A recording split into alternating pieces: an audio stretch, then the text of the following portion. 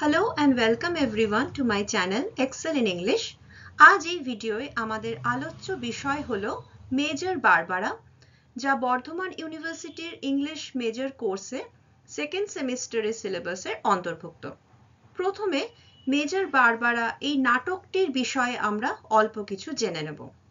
This play revolves around a young woman named Barbara Undershaft, her ideals, conflict of ideals and disillusionment. Barbara আন্ডারশাফটের আদর্শের conflict, সংঘর্ষ এবং মোহভঙ্গ এই সব কিছুই এই নাটকের প্রধান বিষয়, যেগুলি সামারি আলোচনা করার সময় আমরা ডিটেলে বুঝতে পারবো। This play was written by George Bernard Shaw, an Irish playwright and critic. এটি প্রথম পারফর্ম করা হয়েছিল 1905-এ এবং এটি প্রথম পাবলিশড হয়েছিল 1907-এ। 1941-এ এটির ওপর একটি মুভিও তৈরি হয়। Now, as a type we can say that it's a 3-act play. It has 3 long acts এবং G.B. Shaw, the playwright, এর সাথে একটি লম্বা প্রিফেসও লিখেছিলেন, যেখানে এই নাটকটিকে তিনি a discussion in 3 long acts বলেছেন। শয়ের অন্যান্য আরও অনেক নাটকের মতন মেজর বারবারাতেও বিশেষ কিছু বিষয়ের উপর আর্গুমেন্টস, ডিবেট বেশি রয়েছে, যে কারণে অনেক ক্রিটিক্স বলে থাকেন much of this play's action consists in fact of words, অর্থাৎ এই নাটকটির বেশিরভাগ অ্যাকশন আসলে কথা ও আলোচনার সমন্বয়ে গঠিত। এই নাটকের মেজর ক্যারেক্টার্সদের এবার আমরা দেখে নেব। প্রথমে আমাদের টিটুলার প্রোটাগনিস্ট মানে টাইটেলে মেনশনড মেইন ক্যারেক্টার, যে তার নাম হলো Barbara আন্ডারশাফট, who is a major for the Salvation Army.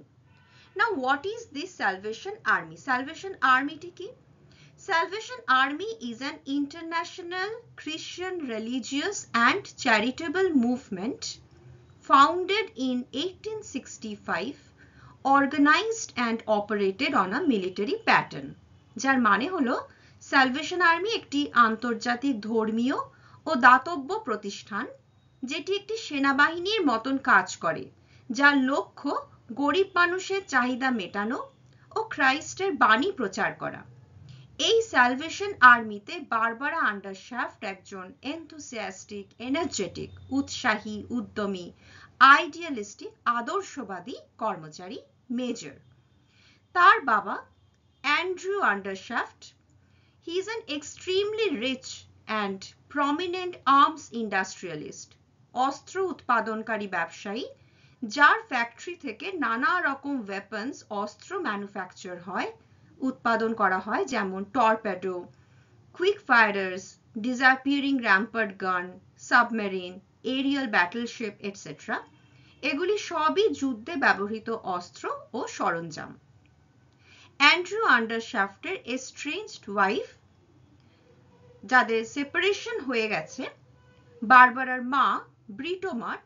Now as a name suggest, ব্রিটোমাট হলো ব্রিটেনের রিফাইন্ড, সফিস্টিকেটেড আপার ক্লাসের প্রতীক, যারা সব সময় কনসার্ন থাকে, চিন্তিত থাকে অ্যাবাউট দেয়ার ফাইন্যান্সিয়াল স্টেটাস, তাদের আর্থিক অবস্থা, অ্যান্ড সোশ্যাল স্টেটাস, এবং তাদের সামাজিক অবস্থান নিয়ে। নাও Barbara is engaged two Adolphus কিউজিন্স, যাকে অ্যাফেকশনেটলি ডাকা হচ্ছে ডলি বলে, who is a Greek scholar, যে তার ফিয়ন্সে বারবারাকে খুশি করার জন্য সব কিছু করতে পারে, তাকে ভালোবাসে বলেই সে স্যালভেশন আর্মিও জয়েন করে ফেলেছে। বারবারার বোন সারা, যে একজন upper class superficial young girl, she is engage to Charles Lomax, যাকে অ্যাফেকশনেটলি ইনফর্মালি ডাকা হচ্ছে চলি বলে। হি ইজ আ ফ্লাইটি, বেশ অস্থির চিত্তের এক ইয়াং ম্যান, যার lack of intelligence and inappropriate, অনুপযুক্ত, হুটপাট, আলটপকা কমেন্টসের জন্য he becomes a source of humour, সে মাঝে মাঝেই বেশ হাসির পাত্র হয়ে ওঠে। অ্যান্ড দেয়ার ব্রাদার স্টিফেন, তাদের ভাই স্টিফেন, যার বয়স প্রায় 25 হয়ে গেলেও সাংসারিক বিষয়ে দায়িত্ব নেবার মতন মানসিকতা যার এখনো তৈরি হয়নি। He is serious and shy by nature, who pretends to know everything but has no real talents or ambitions in life. যে কিন্তু এখনো তার মায়ের কথাতেই ওঠা বসা করে। বেশ অনেকজন মাইনর ক্যারেক্টার্স আছে। প্রথম তিনজন অত্যন্ত গরিব এবং আনএমপ্লয়েড স্নবি প্রাইস, রমলা বা রামি মিচন্স অ্যান্ড পিটার শার্লে, যারা স্যালভেশন আর্মি জয়েন করেছে শুধুমাত্র আশ্রয়ের জন্য, পেটের খিদের জন্য, কোনো রকম স্পিরিচুয়ালিটি বা আধ্যাত্মিকতার জন্য নয়। নেক্সট ইজ জেনি হিল, যাকে শ ডিসক্রাইব করছেন অ্যাজ আ পেল ওভাররট, মানে অতিরিক্ত উত্তেজনার ফলে ক্লান্ত শ্রান্ত, প্রিটি সালভেশন ল্যাস অফ 18, অর্থাৎ 18 বছর বয়সী একজন স্যালভেশন আর্মির খুবই এনথুসিয়াস্টিক সিরিয়াস একজন কর্মচারী। বিল ওয়াকার, বছর 25-এর এক রাফ যুবক, যে স্যালভেশন আর্মি এবং তার কাজকর্মকেই অপছন্দ করে। তার মুখের ভাষা ও ব্যবহার দুই খুবই খারাপ। Next is Mrs Baines, the commissioner or head of the Salvation army.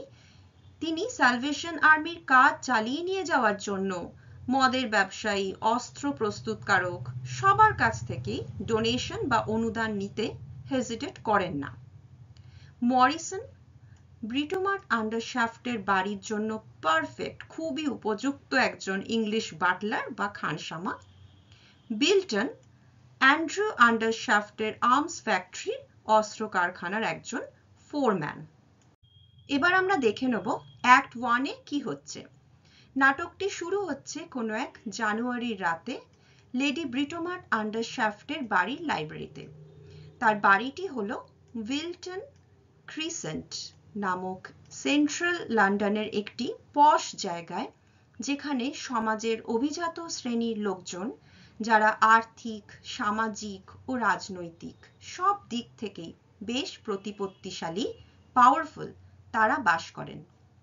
Lady ব্রিটোমার্ট বছর 50-এর এক অভিজাত ইংলিশ ভদ্রমহিলা, যিনি তার ছেলে স্টিফেনকে লাইব্রেরিতে ডাকেন বাড়ির কিছু জরুরি কথা আলোচনা করার জন্যে।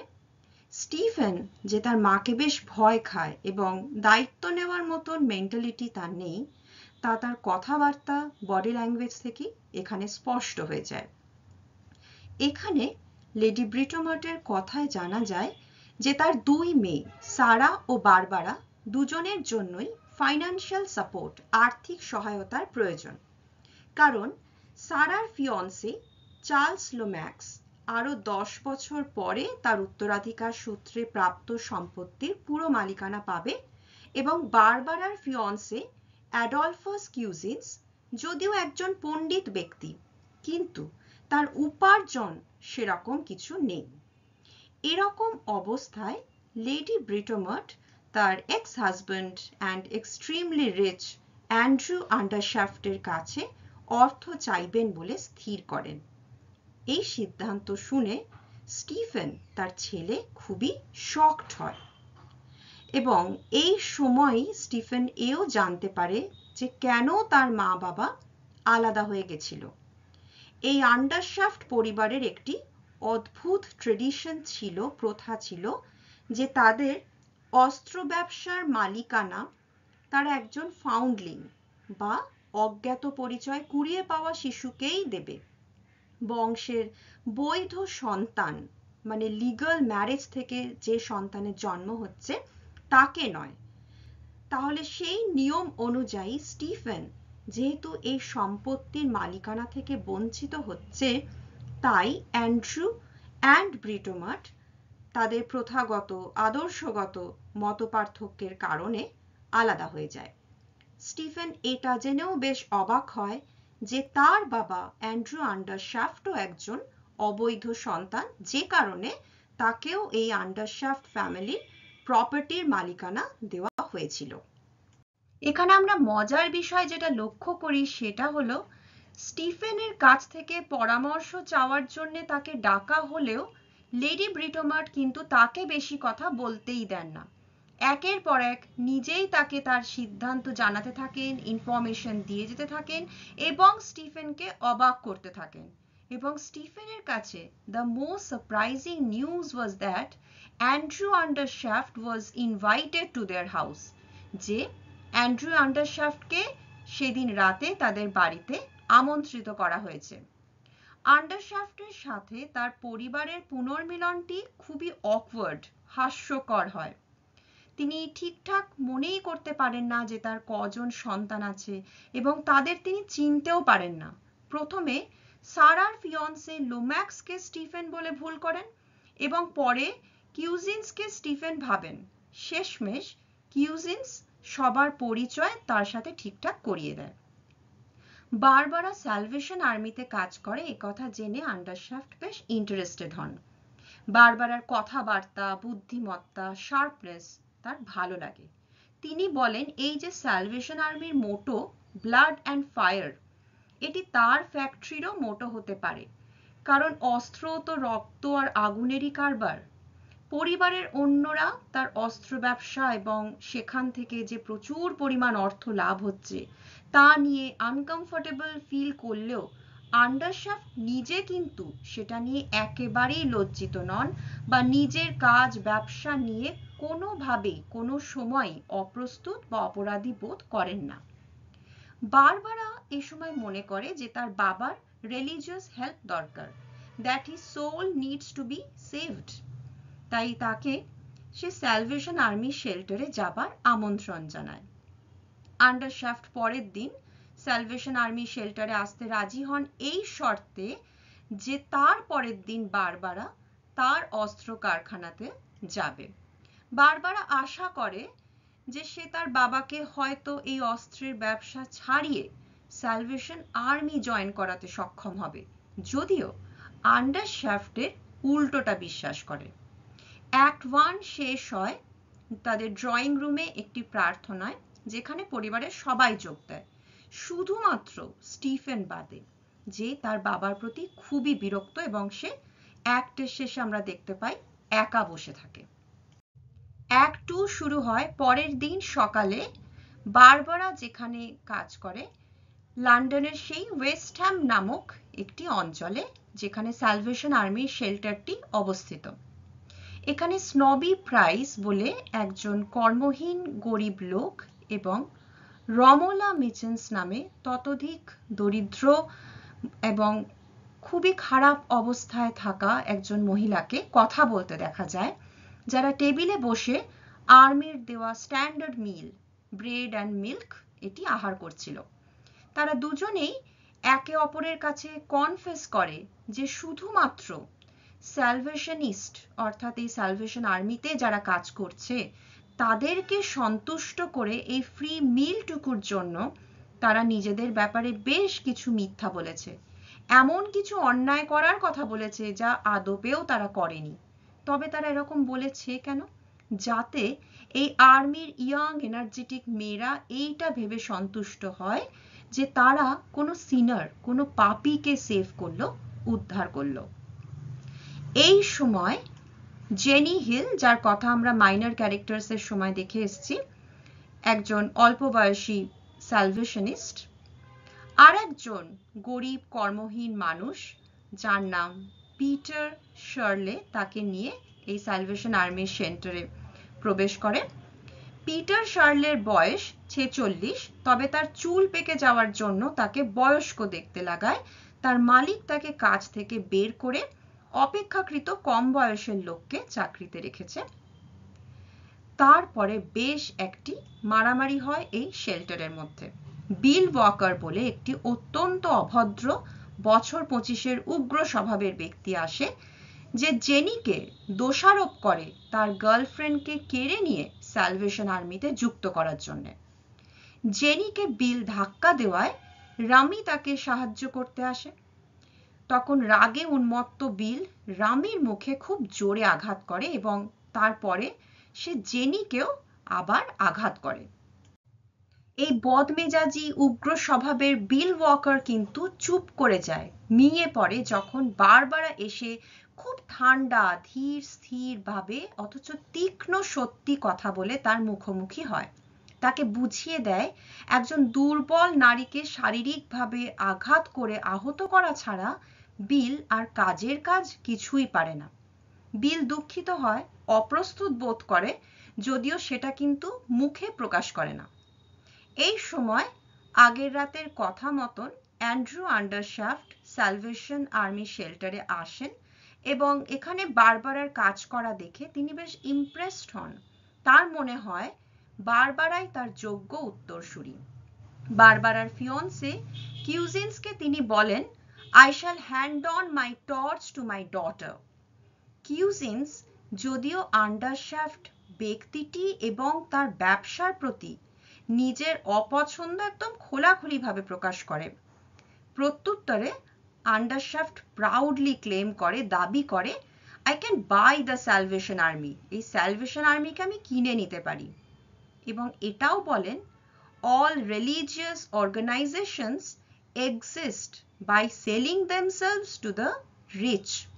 ধনী ব্যক্তিদের কাছে নিজেদেরকে বিক্রি করে সমস্ত ধর্মীয় প্রতিষ্ঠানগুলি টিকে আছে। এখানে মনে রাখতে হবে, Shaw was very critical of capitalism. তিনি পুঁজিবাদকে ঘৃণা করতেন। তো এই ধরনের ঔদ্ধত্যময় কথার মধ্যে দিয়ে কোথাও সেই ক্রিটিসিজম অফ ক্যাপিটালিজম কিন্তু আমরা দেখতে পাচ্ছি। এরপর আন্ডারশ্যাফট যখন অল্প কিছু অর্থ এই স্যালভেশন আর্মিতে দান করতে চান, তখন বারবারা তা নিতে অস্বীকার করে, কারণ এই অর্থ ক্যাননস, টর্পেডো আর সাবমেরিন বিক্রি করে উপার্জন করা। অ্যাকর্ডিং টু বারবারা, তার পিতার হাতে ব্যাড ব্লাড, তাই সেই হাত থেকে কোনো ভালো কাজের জন্য অর্থ নেওয়া যায় না। এই বারবারাই কিন্তু পর মুহূর্তেই চিন্তিত হচ্ছে, তার চোখে জল আসছে, কারণ তার অর্গানাইজেশনের কাছে পর্যাপ্ত অর্থ নেই এবং নিজের মুখেই সে স্বীকার করছে, how are we to feed them, কিভাবে আমরা ওদের খাওয়াবো। I can't talk religion to a man with bodily hunger to his eyes. আমি ক্ষুধার্ত এক ব্যক্তিকে ধর্মের কথা বলতে পারি না। এখানেই বোঝা যাচ্ছে বারবারা কতটা আদর্শবাদী। অর্থের প্রয়োজন থাকলেও সে নিজের আদর্শের জন্য তার বাবার অস্ত্র বিক্রির অর্থ কোনো মতেও নিতে চায় না। এরপরে অবশ্য আমরা যার দেখা পাচ্ছি সেই মিসেস বেন্স, যিনি এই সালভেশন আর্মির হেড বা কমিশনার, তিনি বারবারার মতন অতটা আদর্শবাদী নন, তিনি প্র্যাকটিক্যাল। তাই তিনি একজন ডিস্টিলার বা মদ প্রস্তুতকারী মদ ব্যবসায়ীর কাছ থেকে 5,000 পাউন্ডস ডোনেশন অনুদান নেন এই শর্তে যে আরো 5 জন জেন্টলম্যান 1,000 পাউন্ড করে তারা দেবে, যাতে টোটাল ডোনেশনটা 10,000 পাউন্ড হয়ে যায়। আন্ডারশ্যাফট এই ডিস্টিলারকে ভালোভাবেই চেনেন, যার আসল নাম স্যার হোরেস বজার, যিনি নিজেকে লর্ড স্যাক্সমন্ডাম বলে রেফার করে থাকেন এবং সমাজ কল্যাণমূলক জনহিতকর কাজের জন্য তিনি রিসেন্টলি ব্যারন উপাধিটি পেয়েছেন। বাকি 5,000 পাউন্ড যখন আন্ডারশ্যাফট নিজে দিতে চান, তখন মিসেস বেন্স খুবই উচ্ছ্বসিত ও আনন্দিত হন। She exclaims, "The Lord will bless you abundantly." আন্ডারশ্যাফট সেই মুহূর্তেই একটি চেক লিখে মিসেস বেন্সকে দেন, যিনি সেই চেক কোনো রকম হেজিটেশন ছাড়াই গ্রহণ করেন। স্যালভেশন আর্মি এতটা ডোনেশন পাওয়ায় মিসেস বেন্স যখন ইমোশনাল হয়ে তার চোখে জল চলে আসে, তখন বারবারা কিন্তু ভীষণ ধাক্কা খায়। তার চোখে যে কাজগুলি খারাপ, অশুভ, ইভিল, সেই কাজের অর্থ অবলীলায় আর্মি ফান্ডে ডোনেশন হিসাবে নেওয়া হচ্ছে। এতে তার আইডিয়ালিস্টিক মাইন্ড গেটস শকড, তার আদর্শবাদী সত্তাটি আঘাত পায় ও ব্যথিত হয়।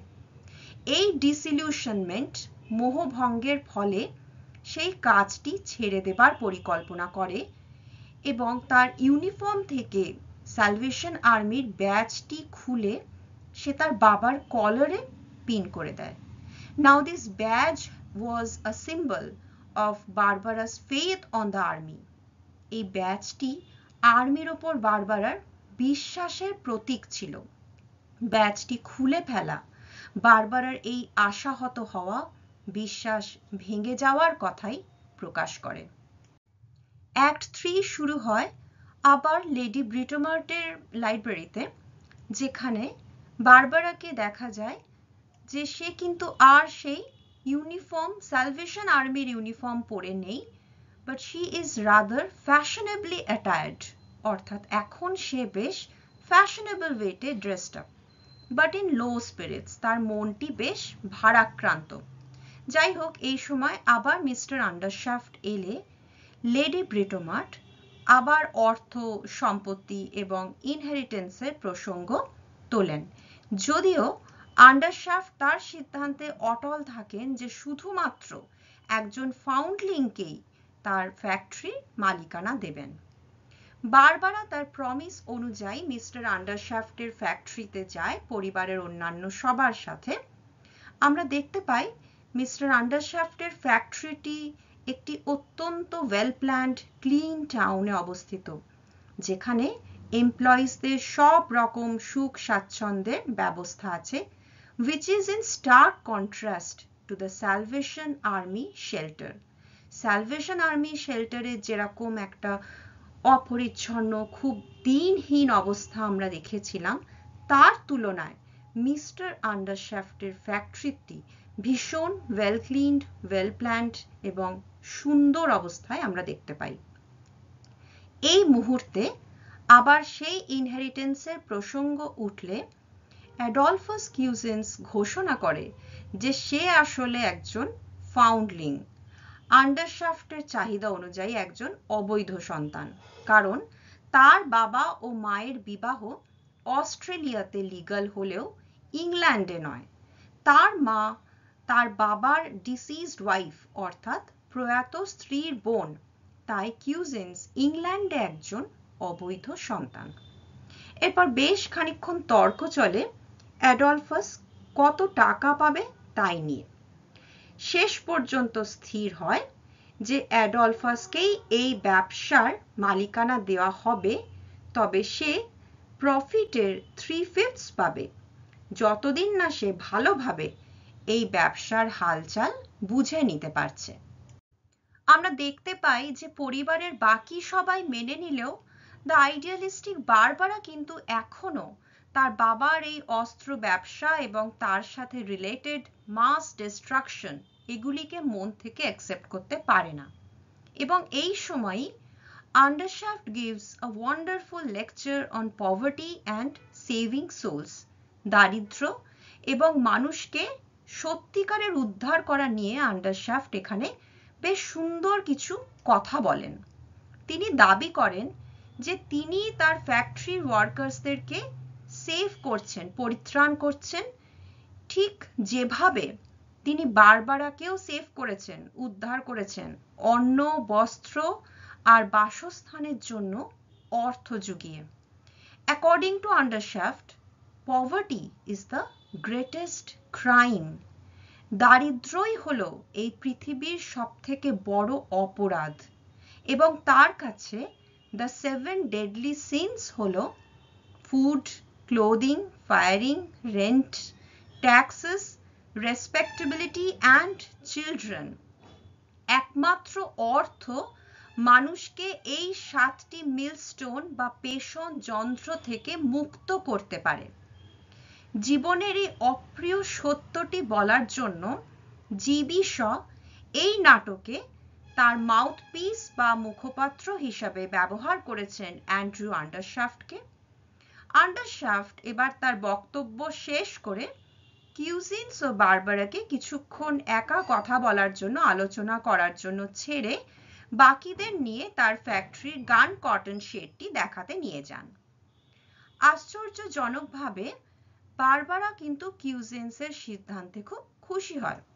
সে জানায় কিউজিন্স যদি তার বাবার এই অফারটি গ্রহণ না করত, তবে বারবারা তাকে পরিত্যাগ করে সেই ব্যক্তিকে বিয়ে করত যে এই অফারটি গ্রহণ করত।